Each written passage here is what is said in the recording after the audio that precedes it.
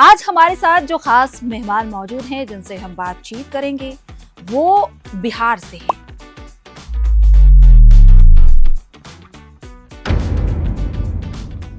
नमस्कार, मैं आपका अपना किशोर राहुल।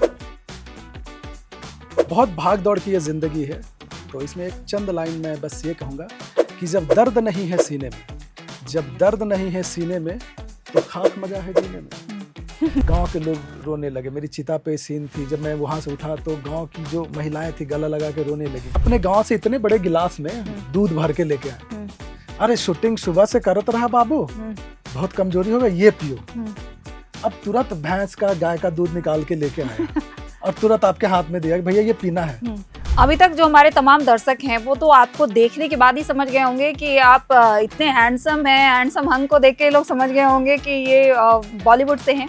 नमस्कार, मेरा नाम प्रियंका मिश्रा है और आप देख रहे हैं एयरनाउ का खास सेगमेंट पॉडकास्ट विद प्रियंका। आज हमारे साथ जो खास मेहमान मौजूद हैं जिनसे हम बातचीत करेंगे वो बिहार से हैं, गया जिले से हैं, जहां इन्होंने अपनी स्कूलिंग की है, लेकिन मुंबई जैसे शहर में झारखंड बिहार का नाम रोशन कर रहे हैं। हमारे साथ आज बातचीत करने के लिए किस्सू राहुल जी है। किस्सू जी, बहुत स्वागत है एयरनाउ के इस सेगमेंट में, पॉडकास्ट में आपका। नमस्कार, मैं आपका अपना किशोर राहुल और एयरनाउ के तमाम व्यूअर्स को और दर्शकों को मेरे तरफ से बहुत बहुत नमस्कार। और बहुत अच्छा लग रहा है आज आप लोग के बीच आके। तो सबसे पहले तो यही जानना चाहेंगे, आप हमेशा मतलब झारखंड विजिट करते हैं, इस बार भी आप आए हैं इटखोरी महोत्सव में, कैसा लग रहा है? मतलब झारखंड से कैसा कनेक्शन फील करते हैं? झारखंड और बिहार तो मेरी मातृभूमि है, मेरी कर्म भूमि भले ही मुंबई है, बट यहाँ से मेरा काफ़ी लगाव रहा है। जब भी मुझे मौका मिला है झारखंड के लिए कुछ करने का, बिहार के लिए कुछ करने का, तो मैं अपने स्तर पर as a artist, as a कलाकार मैं कुछ ना कुछ करते ही रहता हूँ। अभी कुछ दिन पहले ही हमने यहाँ पे शूटिंग भी किया अपना पतरातू में, हम और आस्की फेम राहुल रॉय साहब ने। तो और बड़े स्क्रीन पे लेके गया, बहुत सारे थिएटरों में लगा। अपने झारखंड के इन हसीन वादियों का, ये खूबसूरत जो लोकेशंस हैं, उनको देश दुनिया के मंच पे ले जाने का हम लोगों ने काम किया। अभी तक जो हमारे तमाम दर्शक हैं वो तो आपको देखने के बाद ही समझ गए होंगे कि आप इतने हैंडसम हैं। हैंडसम हंग को देख के लोग समझ गए होंगे कि ये बॉलीवुड से हैं।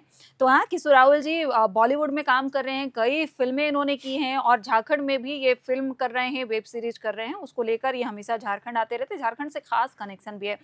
कब आपको लगा किशोर जी की इस सेक्टर में जाना चाहिए और आपने पढ़ाई गया से पूरी की, कैसे आपने इस सफर की शुरुआत की? देखिए क्या होता है ना कि आर्टिस्ट ना बचपन से ही उसमें ना कुछ चीज़ें होती हैं, तो ज़्यादा पढ़ाई लिखाई में मन लगता नहीं था, लेकिन एक बेसिक नॉलेज, एक बेसिक आपको वो तो पढ़ाई तो करनी होगी।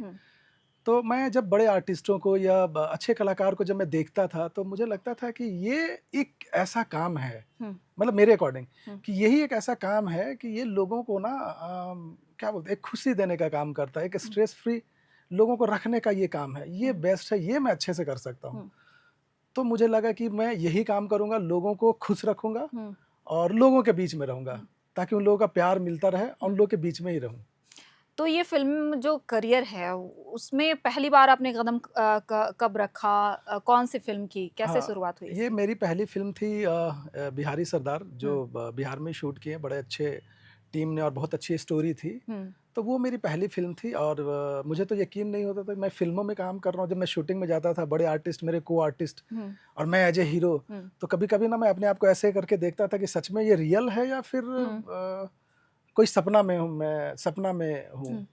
तो मुझे वहाँ से मेरी ये जर्नी, मेरी यात्रा ये शुरू हुई और आज मेरी काफ़ी फ़िल्में भी और आने वाली है, रिलीज़ भी हुई है, काफ़ी वेब सीरीज़ भी आने वाले हैं और बहुत सारे चैनल्स पे आप विज्ञापनों में भी मुझे देखेंगे आप।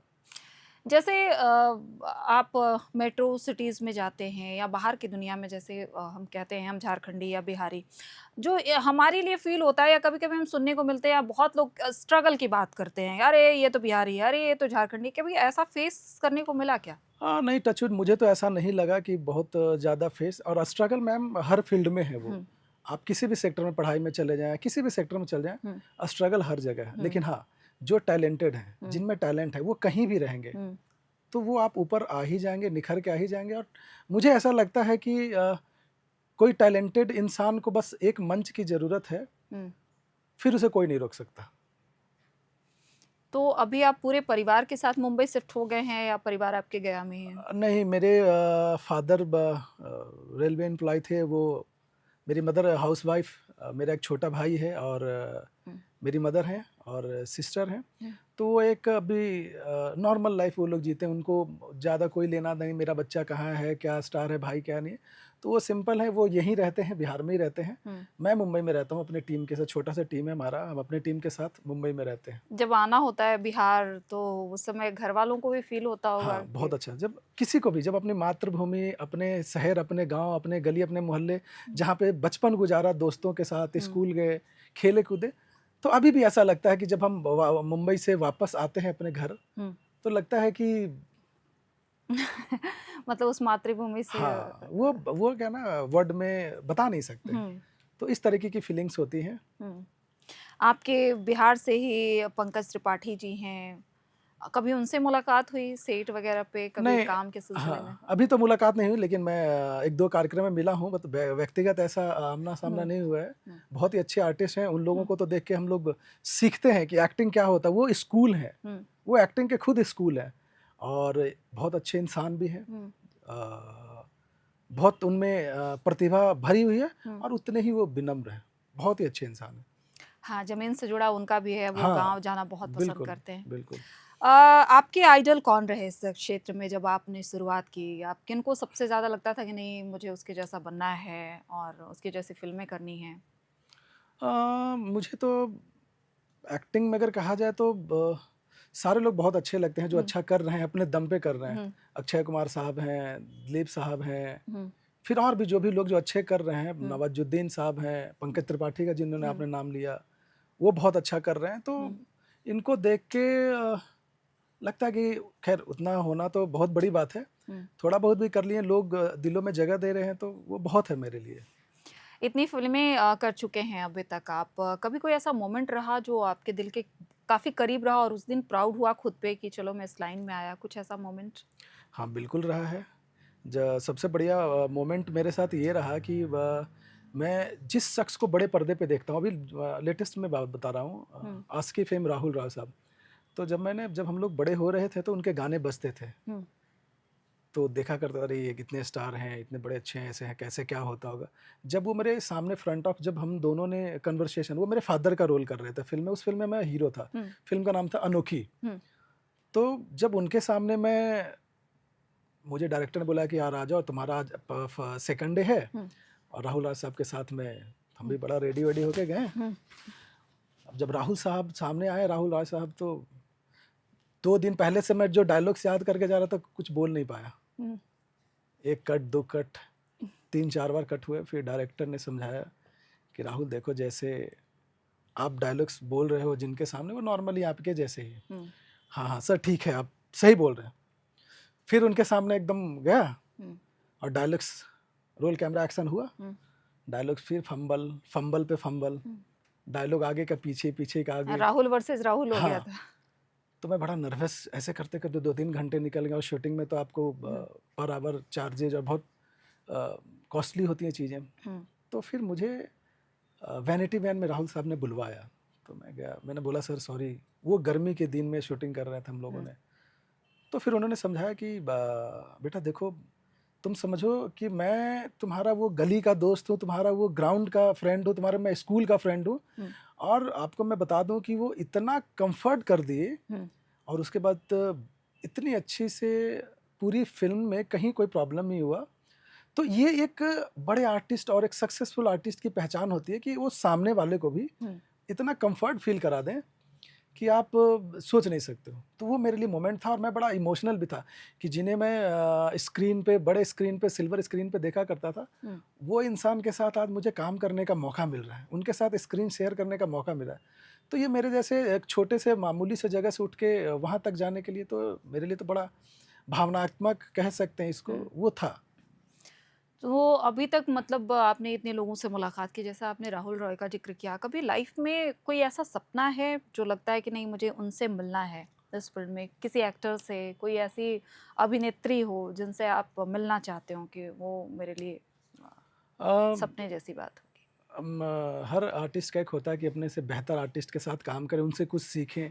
तो हमारे हिसाब से तो अमिताभ बच्चन साहब हमारे लेजेंड हैं, उनके साथ मैं काम करना चाहता हूँ, स्क्रीन शेयर करना चाहता हूँ, और आई होप सो दर्शकों का, आप लोगों का प्यार आशीर्वाद रहा तो ज़रूर एक दिन कुछ ना कुछ इस तरीके की चीज़ें होंगी।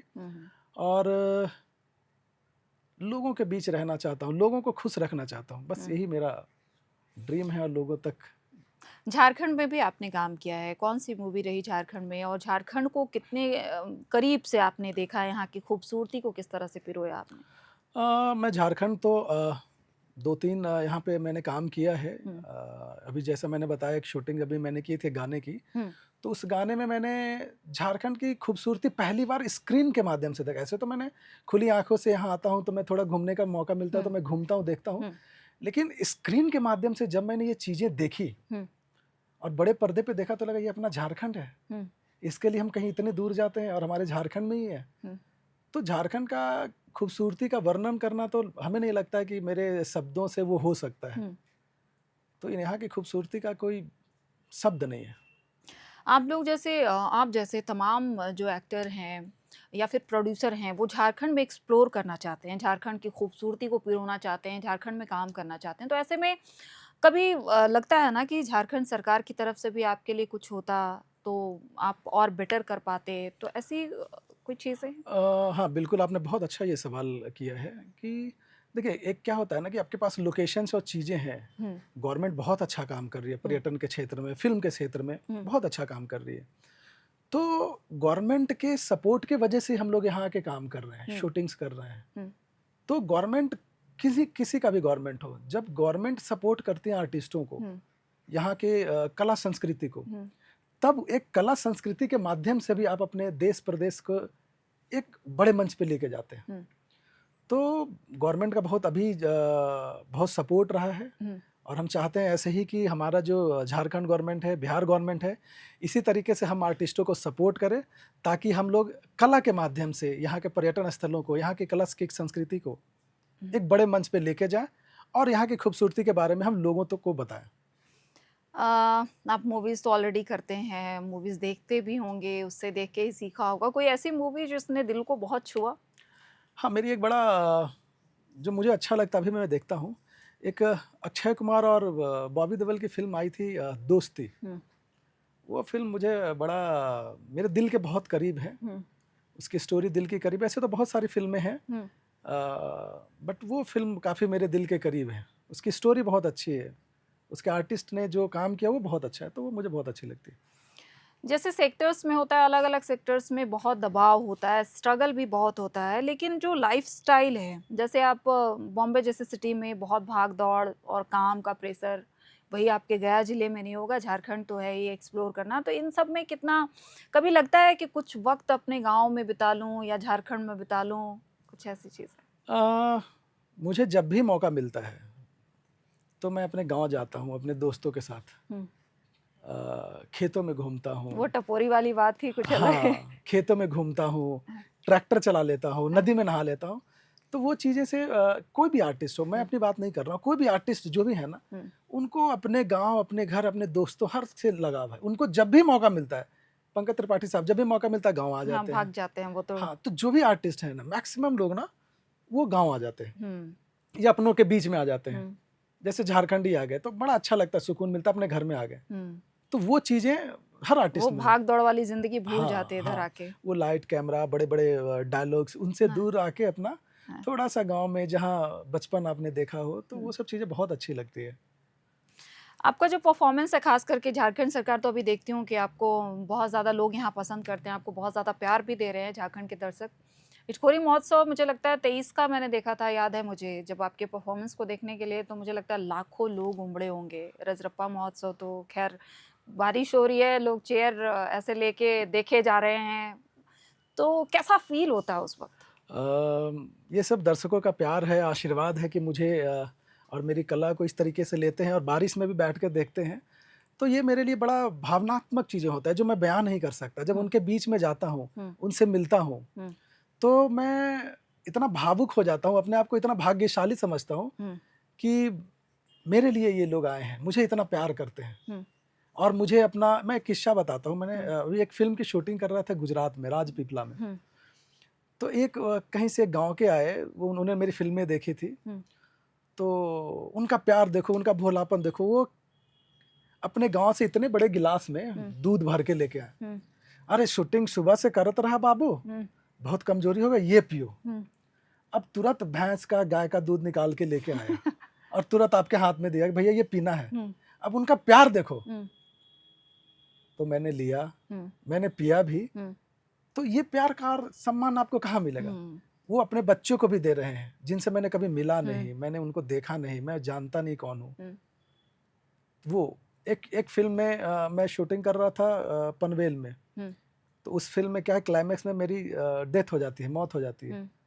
गांव के लोग रोने लगे। मेरी चिता पे सीन थी, जब मैं वहां से उठा तो गांव की जो महिलाएं थी गला लगा के रोने लगी। तो ये प्यार कहाँ मिलेगा आपको?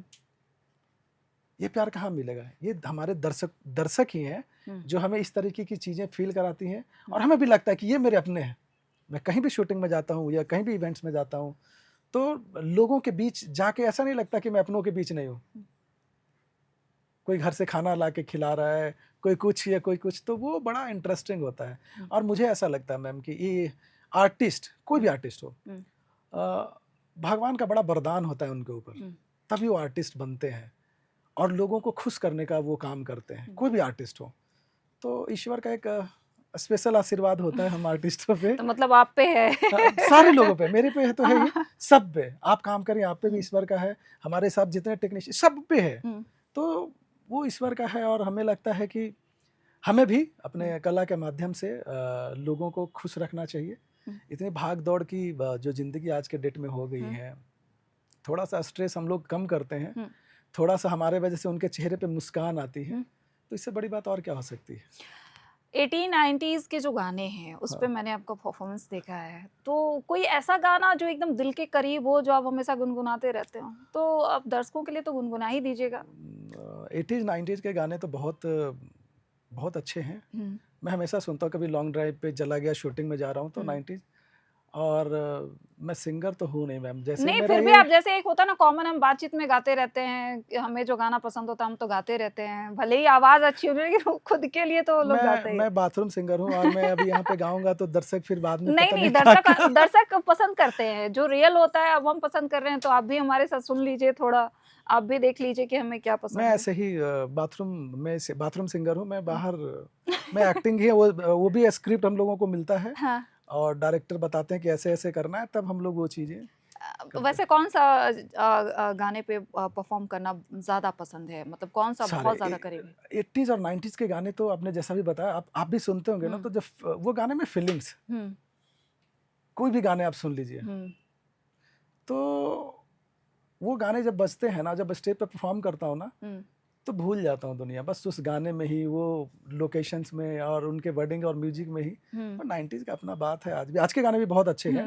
बहुत अच्छे हैं। आज तो वही गाने इतने पसंद हो रहे कि रीमेक हो रहा है। वो गाने वापस लाए जा रहे हैं, भले ही टोन अलग हो। राहुल जी, जो ये क्षेत्र है, स्ट्रगल तो है वाकई में, लेकिन झारखंड में अगर हम झारखंड को देखें, झारखंड की संस्कृति को देखें, झारखंड की खूबसूरती को देखें, जैसे हम यहाँ बहुत पहले ये बातें चल रही थी कि यहाँ फिल्म सिटी का निर्माण किया जाना चाहिए, या फिर मूवीज़ जो यहाँ पे बनाने आते हैं तो उनके लिए सहयोग होना चाहिए। तो ऐसे में आपको क्या लगता है कि झारखंड में और क्या चीज़ें होनी चाहिए? जैसे आप एक बतौर एक्टर बहुत अच्छे से इस चीज़ को बता सकते हैं कि झारखंड में हम और किन चीज़ों को करें ताकि हम यहाँ के टूरिज्म को प्रमोट कर पाएँ, यहाँ के जो कल्चर्स हैं उनको प्रमोट कर पाएँ। नहीं, बहुत अच्छा सवाल आपने किया। देखिए, गवर्नमेंट बहुत अच्छा काम कर रही है, बहुत अच्छा काम कर रही है गवर्नमेंट। और हमें लगता है कि फिल्म सिटी बनाना, मेरा अपना ये व्यक्तिगत ओपिनियन है कि मुझे लगता है कि गवर्नमेंट इतना बड़ा इंफ्रास्ट्रक्चर खड़ा करने से बेहतर है कि आप यहाँ के लोगों को सब्सिडी दे, प्रमोट करें। उनको अगर एक बजट मिलेगा गवर्नमेंट की तरफ से, जो मिल भी रहा है, उनको एक बजट मिलेगा तो वो अपने मेकिंग में लगाएंगे। अब स्टूडियो में क्या है कि आप एक लोकेशन पे आप बंद जाएंगे, और आज तो टेक्नोलॉजी भी इतना डेवलप हो गया है कि और अगर आप सब्सिडी के माध्यम से कुछ अमाउंट जो भी होता हो वो बनता है, तो वो क्या करेंगे कि वो जगह जगह झारखंड के अलग अलग लोकेशन पे शूटिंग करेंगे, तो वो लोकेशन एक्सप्लोर होगा, वो ज़्यादा से ज़्यादा लोगों के बीच में जाएगा। तो मेरा ये व्यक्तिगत है कि गवर्नमेंट को फिल्म सिटी से ज़्यादा लोगों को सब्सिडी पे, कुछ अनुदान पे ध्यान देना चाहिए। फैसिलिटीज़ बहुत अच्छे हैं, और अच्छे अगर करेंगे तो झारखंड में आप मान के चलो कि बहुत सारी शूटिंगें स्टार्ट हो जाएगी, लोगों को रोजगार मिलेगा और यहाँ के भी कलाकारों को एक मंच मिलेगा, और झारखंड के कलाकार भी बड़े पर्दे पे बहुत अच्छा और काम कर सकते हैं। तो ये मेरे हिसाब से होना चाहिए, ताकि पर्यटन और कलाकार दोनों को एक बहुत अच्छा प्लेटफॉर्म मिले। तो राहुल जी, जाते जाते कुछ ऐसी बातें हैं जो आपके दिल के करीब है, जो हमारे दर्शकों के साथ भी आप शेयर करना चाहेंगे, कुछ ऐसे? दर्शकों से तो बस मैं यही कहना चाहूँगा, मैं तमाम दर्शकों से बस यही कहना चाहूँगा, एक छोटी सी लाइन है जो मैंने किसी फिल्म में बोली है, मैं पहले बता दे रहा हूँ, पता नहीं डायरेक्टर बाद में क्या बोले लेकिन मैं फिर भी सबके लिए बताता हूँ।